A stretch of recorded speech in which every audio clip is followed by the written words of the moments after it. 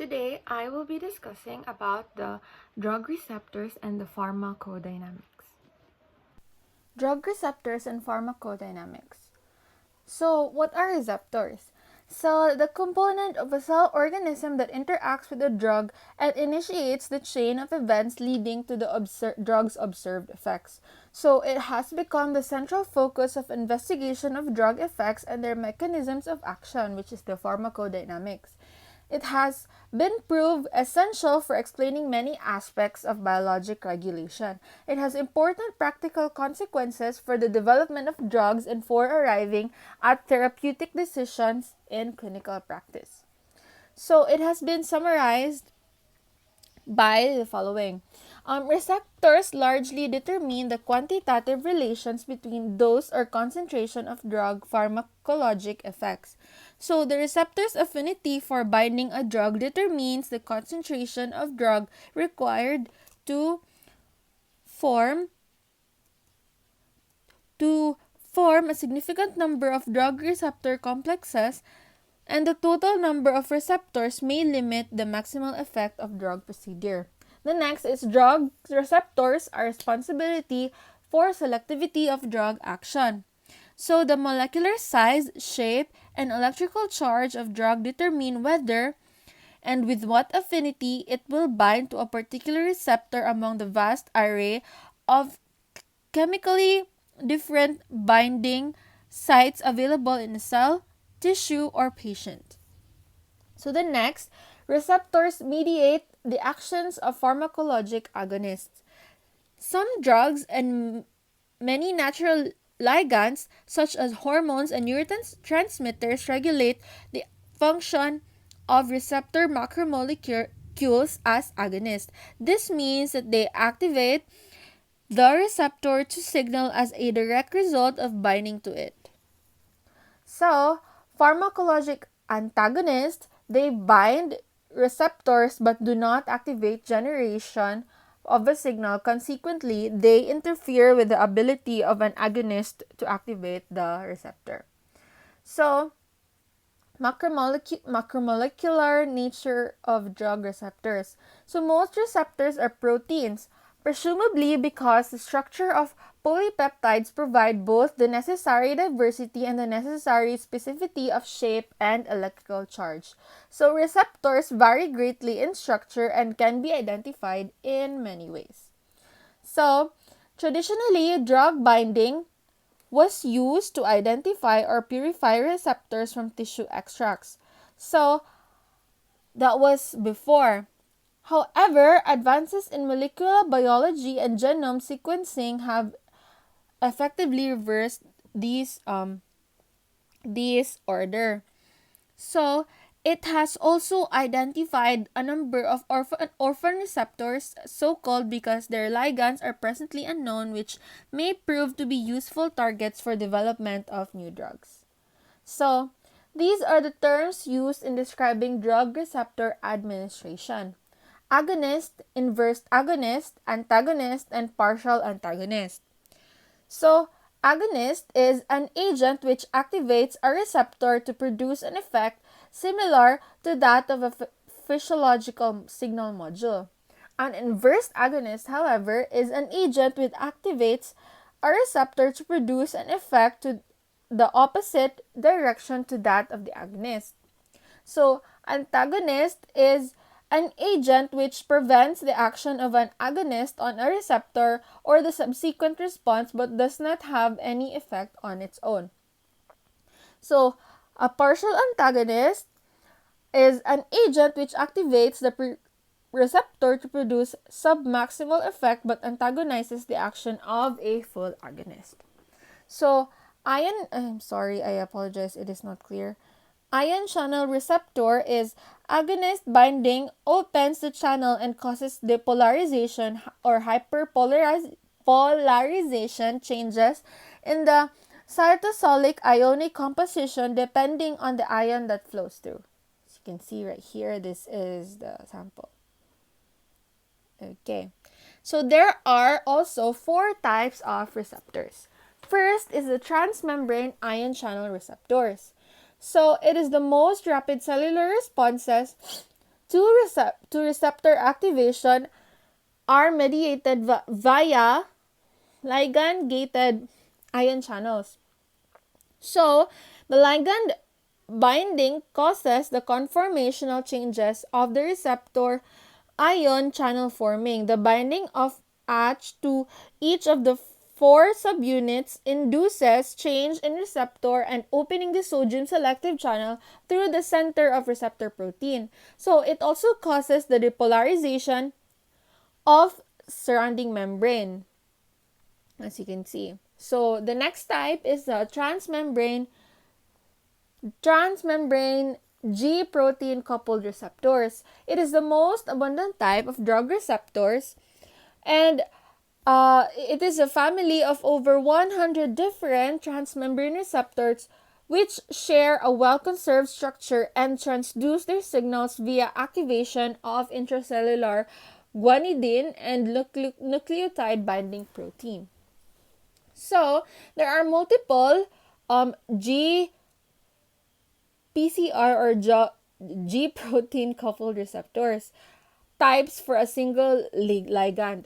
So the result is the possibility that a single ligand can activate a variety of transduction pathways.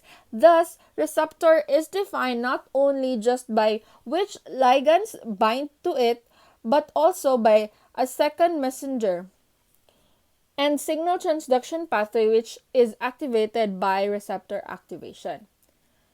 So the next is the transmembrane receptors with cytosolic domain. So intracellular domain of this transmembrane receptor is either enzymatic active or is bound to specific enzymes in cytosol.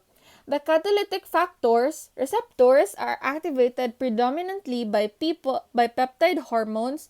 Catalytic part of receptors has the protein kinase activity, which mostly dimerization of catalytic as well as enzyme coupled receptors is necessary for kinase activity.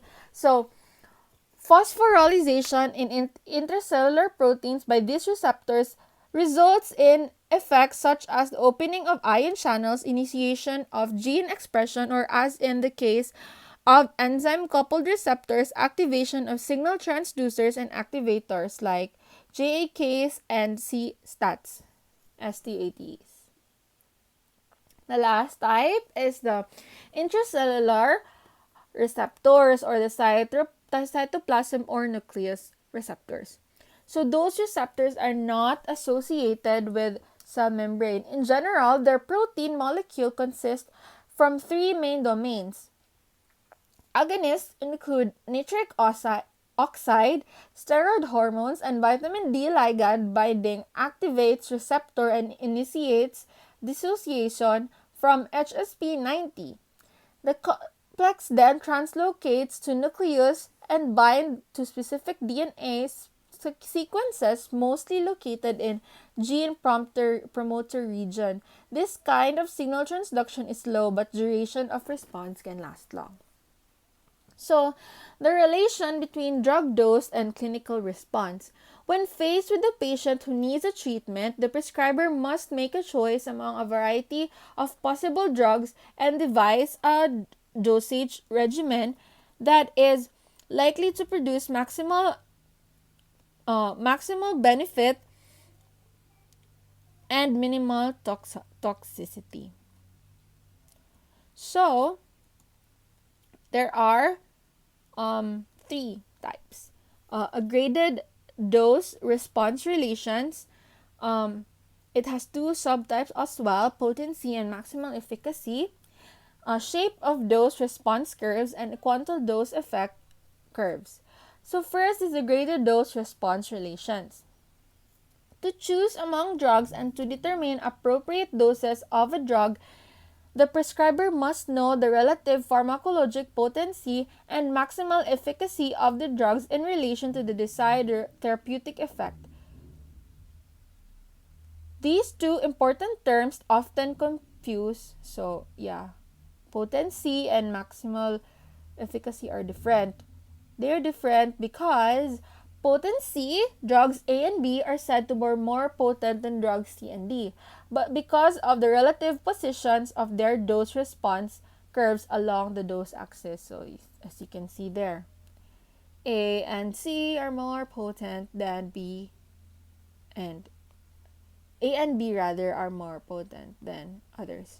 So potency refers to the concentration or dose of a drug required to produce 50% of the drug's maximal effect. Now, let's move on to maximal efficacy. This parameter reflects the limit of dose-response relation to the response axis. Drugs A, C, and D have equal maximal efficacy and all have greater maximal efficacy than drug B. So, as you can see right here, A, C, and D have maximal efficacy than B. And it is sometimes referred to simply as efficacy of a drug is obviously crucial for making clinical decisions when a large response is needed. So maximal efficacy is really crucial in making decisions for drugs. So the next type is the shape of dose response curves. Although the responses depicted in curves A, B, and C approximate the shape of a simple Michaelis-Menten relation, some clinical responses do not. So extremely steep dose responses curves may have important clinical consequences if the upper portion of the curve represents an undesirable extent of response. So examples are coma caused by a sedative or hypnotic. A steep dose, not extremely, a steep dose is the response curves in patients can result from cooperative interactions of several different actions of a drug. So examples are effects on brain, heart, and peripheral vessels, all contributing to lowering of blood pressure. So the last type is quantile dose effect curves. So graded dose response curves of the sort described above have certain limitations in their application to clinical decision making. For example, such curves may be impossible to construct if the pharmacologic response is an either or quantile event such as prevention of convulsions, arrhythmia, and death. As you can see right here, this is the quantile dose. So there is also a variations in drug responses. So each person is a different one. So there is always a variation because some as discussed from the pain modulation from my other lessons, some pain is different from other. Each individual has different types of pain. Therefore, each different drugs are prescribed. So there is variation in drug responses. So first is alteration in concentration of drug that reaches the receptor. So by altering the concentration of drug that reaches relevant receptors, such pharmacokinetic difference may alter the clinical response. Some differences can be predicted on the basis of age, weight, sex, disease, state, and liver and kidney function. By testing specifically for genetic differences that may result from inheritance of a functionally distinctive complement of drug metabolizing enzymes. Another important mechanism influencing drug availability is active transport of drug from the cytoplasm, mediated by a family of membrane transporters encoded by the so-called multi-drug genes, resistance genes. The next is the variation in concentration of an endogenous receptor ligand.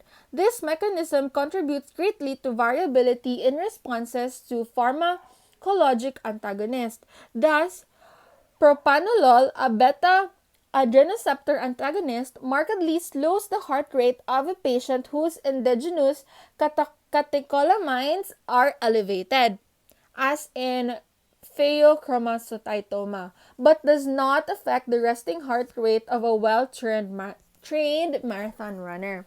So yeah, it's variation in concentration. So a partial antagonist may exhibit even more dramatically different responses.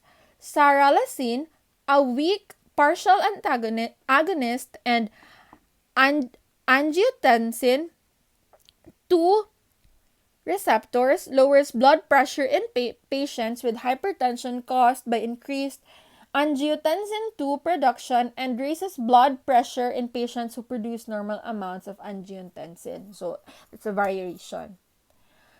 The third one is alterations in number of function of receptors. So experimental studies have documented changes in drug response caused by increases or decreases of the number of receptor sites by alterations in the efficiency of coupling of receptors to distal effector mechanisms.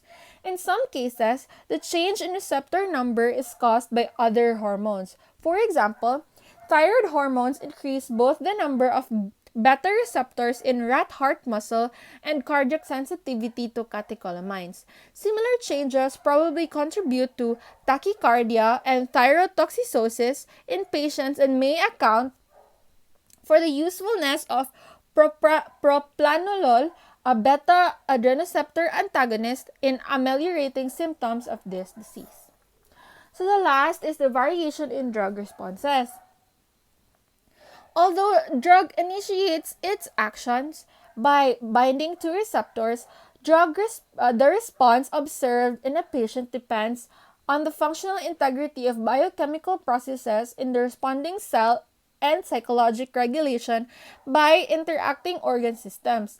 Clinically, changes in this post-receptor processes represent the largest and most important class of mechanism that cause variation in responses to drug therapy. Before initiating therapy with a drug, the prescriber should be aware of patient characteristics that may limit the clinical response. Therefore, in each person, there is always a variation of drug responses because some drugs might be applicable to them, but it isn't applicable to other patients who have different circumstances.